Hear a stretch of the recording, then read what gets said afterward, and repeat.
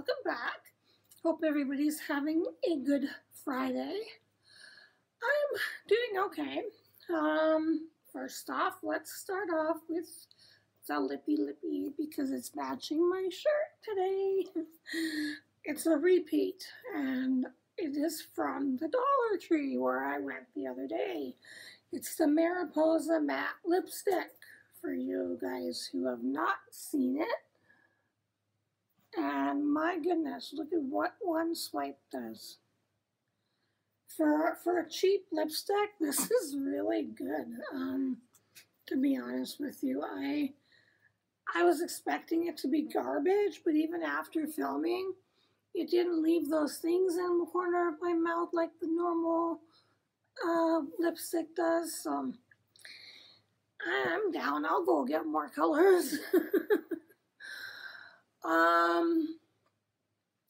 Today I want to talk about something that's really important to me and very sad at the same time. I've wanted children all my life, since I can remember. I was planning being a mother when I was 6 or 7, playing in my dollhouse, pretending I'm the best mom, and I'm cooking on my fake stove, and I just couldn't wait to be a mom. It was one of my life dreams that got shattered when I was 19 years old. And what happened was I was walking around and I was in pain a lot. I didn't know what was going on with my abdomen. And, people are saying, go to the doctor, go to the doctor. So finally, I went to the doctor, but by the time I got to the doctor, it was pretty much too late at that point. And I'll tell you why in a minute. I ended up having a pap test, and she checked my abdomen and everything, and she wanted to send me for a CAT scan. And I went, and I didn't get any results, obviously, until after she called me back to the doctor's office, and she called me back pretty quick. And she asked me to come down, so I did. And she told me that I had a cyst the size of a grapefruit on my right ovary, and because it's so big, it was attached to my right tube as well, and that she said it was malignant. Wow. I was just, I don't remember a lot of it because it was when I was 19 and I'm 42 now. So, and for that to happen was just, it was devastating. So I didn't know what that meant. Okay, you're going to take it out and I'm going to be fine. That's the message I got. She basically told me, it's malignant. We're going to do surgery and hopefully things will be good after the surgery. So I was in the delivery ward where all these women were delivering babies. And add insult to injury, why don't you? Cancer, if I was going to die. I didn't know. I was 19 years old. I had to grow up fast because I got married at 19. I was with him since I was 15. So, at that age, that's a long time to be with someone. Because when you're a teenager, you go through boyfriends and girlfriends like that. So, it was a long time. And sadly, we divorced when I was 22. That's another story. I went for the surgery, and when I woke up from the surgery, and you can imagine my family, my grandma was still alive at the time, and she was freaking out because, cancer, back then, cancer was, they didn't have what they have now for cancer, right? So, when you hear the C word, you think of dying and everything, because, when I was out 19, so that was in 1993. That, like, things were different back then. And so my grandma was freaking out. I was freaking out. When the nurse came in, she told me that they took out the cyst, but they also had to take out my ovary and tube. Wow, that lowers my chances of having a baby by a long shot.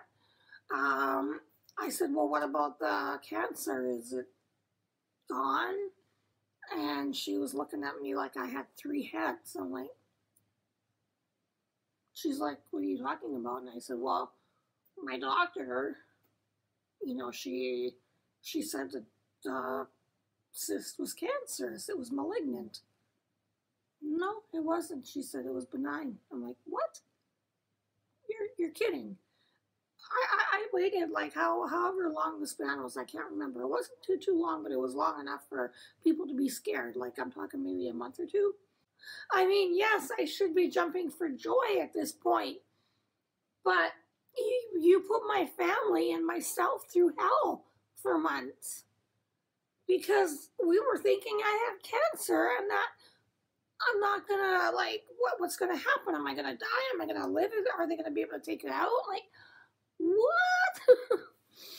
Like, what would you guys do in a situation like that? If you were told that you had cancer and after several months passing and you have your surgery, they don't even know that you were told that you had cancer? So fine and dandy, everything's done. It was non-cancerous. I went back to see her. She admitted that she said she thought that she saw something or something. I don't know. I can't remember too much. I mean, my mind, like, so much was going on in such a little time between getting married after and having this happen. And then now I'm dealing with the stress of not being able to have a baby. So we were trying to have a baby so hard. I mean, like, I was doing everything and anything possible. I ended up having 4 miscarriages. Not in my whole life, but when I was actually trying to have a baby. And during this time frame, I ended up getting pregnant the first 3 times. The first time I didn't even know. I just went to the bathroom and TMI, but you ladies know this. I thought I was on my period and then something else came out. And I was like, what is that? So I got my husband to take it out of the toilet for him. And we took it to the hospital because I was having severe abdominal cramps at this point. And I was thinking it was what I was thinking it was, but I wanted to take it and see, and then I needed to get a D&C done to clean out everything if it was a fetus. So it ended up being a fetus. It was about 6 weeks, I think they said. My periods were never normal. Like, I could have 2 in 1 month and then none for like 6 months. If I didn't have it for 2 or 3 months, I wasn't going to complain. So they took it. I had my D&C done, and then I went home. So we still kept trying to have a baby. Time went on, and I had another miscarriage. This time I knew it was a miscarriage. It was so painful. I couldn't even walk. I was in the process of having a miscarriage, so I was bleeding, but and you're about to pass the fetus again. Great. Well, I was not happy at that point again.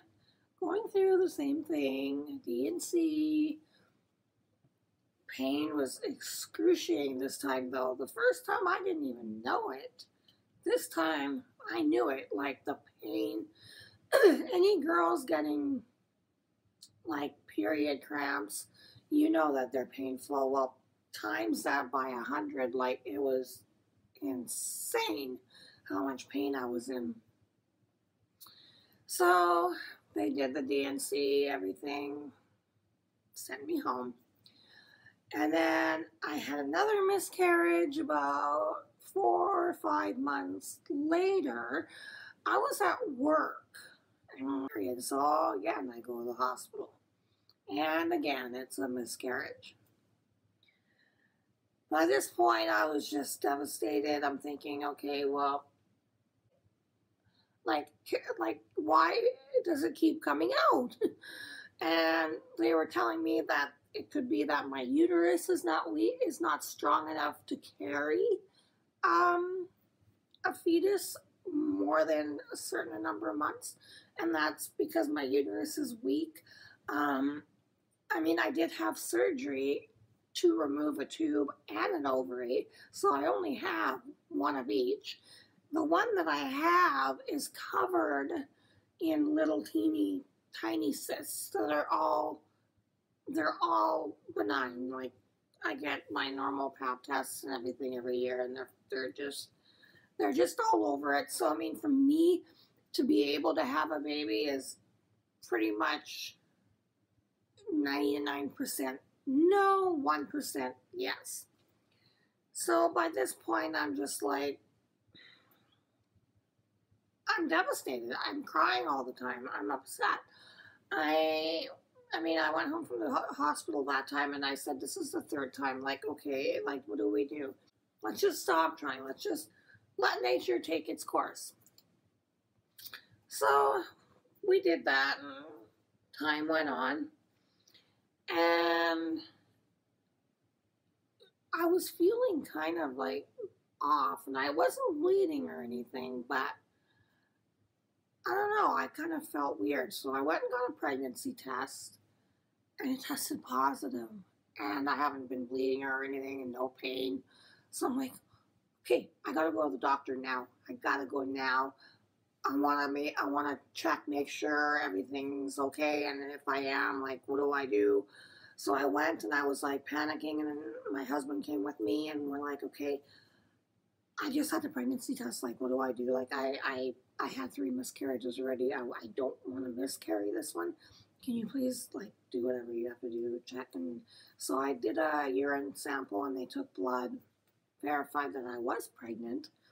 They ended up doing a X-ray and CT scan, and they did say that my ovary is covered in cysts, and I have a weak uterus, meaning that if I do carry a baby to term, it'll be pretty much a miracle, because my uterus, for people who don't know, men or whatever, is the thing that the baby grows in.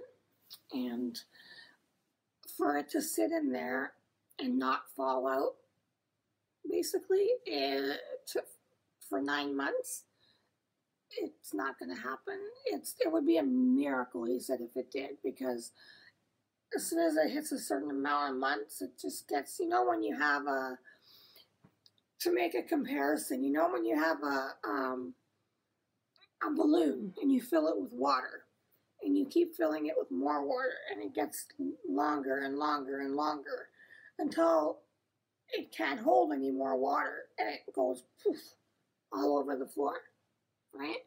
Well, that's the same thing with my uterus. My uterus is like the balloon, and the fetus is inside there, and as it's growing and growing, it gets to a certain size, and my uterus can't hold it anymore, so it just comes out. And that's what happens.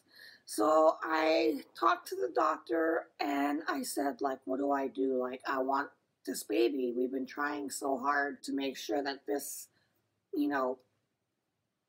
lasts, right? And he basically said that I have to be bedridden for the 9 months. Like, basically, no working, no cleaning, no cooking, no nothing, just bed rest for 9 months.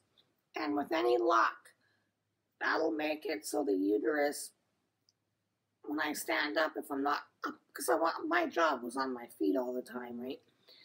So hopefully, by being in bed all the time, my uterus has a chance to hold it in there without me, standing up all the time and having it get so much pressure that it goes down. So I quit my job. I stayed in bed. I only got up to, go to the bathroom, and I had quick showers, and I started getting cramps around the 9-week mark. And that's the longest I ever went. The others were about between 6 and 7. 9 weeks, longest. So I was like, oh no, I'm starting to get cramps. I'm like, oh no, this isn't happening. So we go to the hospital. I'm like, I'm getting cramps. I'm pregnant. I'm on bed rest. And I don't know what to do because the cramps are coming. And I started spotting a little bit of blood was on my underwear. So I'm like, what do I do? And they check and they said, okay, well, everything's still intact. So we're just going to keep you and see what happens in the next 24 hours. Okay, so I'm laying there and I'm like, God, please. I'm like praying. I'm like, no, don't go. And I was just like, I don't know what to do. I'm like, I don't want it to go. Like, I was crying, and I mean, it was really, really hard on me. I'm like, I have to pee so bad, but what if it comes out again? Sure enough, I was in the hospital, and I went pee, and there it was, and I called the nurse, and I was crying, and the nurse took me from the toilet to the bed, and, they hooked me up like a IV and all that. Like, I was so depressed after. I can't even tell you. I was an emotional wreck. I had plans. I was thinking of what we're gonna do, and I'm like, oh my goodness, we made it past 7 weeks. We made it past 8 weeks. 8 weeks was the big one. 9 weeks, and boom, my dreams are shattered again. So I was just like, I give up. It's not gonna happen. It's not meant to be. And shortly after that, we divorced. But nothing ever replaces that feeling of being a mother or father and wanting to have something so bad that you just can't. And I'm 42 now. I'm going through menopause at 42. Hopefully it'll be done and over with by the time I'm 50. My mom started hers when she was 50, so I don't know why I'm so early. Although both my parents went gray at 16, both of them. And I have not found a gray hair in my head yet, and I'm 42. No lie. I may have dyed my hair before, but this is all natural, and there's no gray hair. And they both went gray at 16, go figure. It's weird how genes work. Although I am the tallest in my family, too, so I don't know how that works. I was 5'7" at my tallest, but I have scoliosis, so now I'm 5'6". Well, close enough to 5'6", but scoliosis is, I have a crooked back, so with age, you do shrink. It's not a myth. You do shrink with age. And with scoliosis especially, I do shrink, and I shrunk an inch, but I was, at my highest point, I was 5'7" and a bit. And my mom is 5'1", my aunt's 5'1.5", my grandma was 4'7", like really short. So everybody's thinking I took after my grandfather's side. My mom's dad is who they think I took after, because he was tall and slender, and because I'm the skinniest in my family too. Even at this weight, I'm skinniest in my family. So I don't know where I got the genes from, but I'm not I mean, I've lost weight. The last couple of weeks I've noticed that my clothes were fitting better. My my pants, everything's looser on me, so I guess maybe starting menopause, and now I'm kind of going back to my regular self. I hope. Closest I came to being a mother figure was when my dad basically kicked my sister out, and I opened my door and let her stay with us. So she was 15, and Mike and I put her through school, and it was a school that had a hairdressing program. She did really well. I'm super proud of her. She's a really good hairdresser now, hairstylist, I guess they're called. Sorry. I mean, like I said, I love my animals to death. They are my babies. I love them. I cry when they die. I will do anything for them. But it's not like being a parent to a human being. It's not. And for that to be taken away from me without, like, I don't even know, like, I guess there's other plans for me. I mean, I guess taking in my sister was one thing that I probably wouldn't have been able to do otherwise. I get, there's always a reason, and I always believe that there's a reason behind everything. Like, things happen for a reason. I strongly believe in that. I've always believed in that. It's just hard sometimes because when you want something like that really bad, or when it's taken from you, it's a real hard pill to swallow. Really, really hard. Nowadays they have, fertility and all that kind of stuff. Back then they didn't have much for us. I mean, 1993, 94, that's when I was trying, and it just wasn't meant to be. But I'm not saying it wasn't hard, and I'm not saying I don't miss it now. I mean, no, I don't want to be a parent to a baby now. 20 years ago, yeah, I wanted a baby, and I wanted a baby for 20 years. Like, basically all through my 30s, I still wanted a baby, but it just wasn't meant to be. It just wasn't meant to be. And it's sad. It's sad. I still dream of it, but I think I'm mostly over it. And it does get easier. I'm not going to lie. It is hard to deal with. And it's hard to deal with for a long time. But it will get better. It does get better. And it just takes time. Like they say, time heals all. Maybe not all, but yeah, it does. It's, I don't think about it as much anymore. Like before, it was the only thing on my head. Like I wanted it so bad, but now I don't. Like I got my animals, and we're married, and we're pretty much done more than half our life. So, there's other things to do and adventures to explore, I guess, if you can say that. But that's that. I really hope that you like this video, and if you can relate to it, I totally know what you're going through, and if you're going through it, I'm here. You can talk to me if you have any questions. I will answer anything. I am happy for everybody who does have that. And hug your children, hug your spouse, and if you're one of me, then hug yourself. Just give yourself a big hug. Everything's gonna be okay. All right, guys. I love you all. I love all my subscribers. I can't wait to. I'm almost at 100. I'm getting so close. I can't wait to do my giveaway.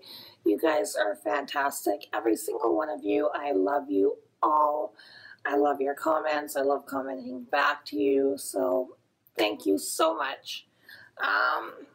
Subscribe here, I think, and I'll put a couple videos here for you to watch. And until next time, have a great day. I love you, and I'll see you in my next one. Bye, guys.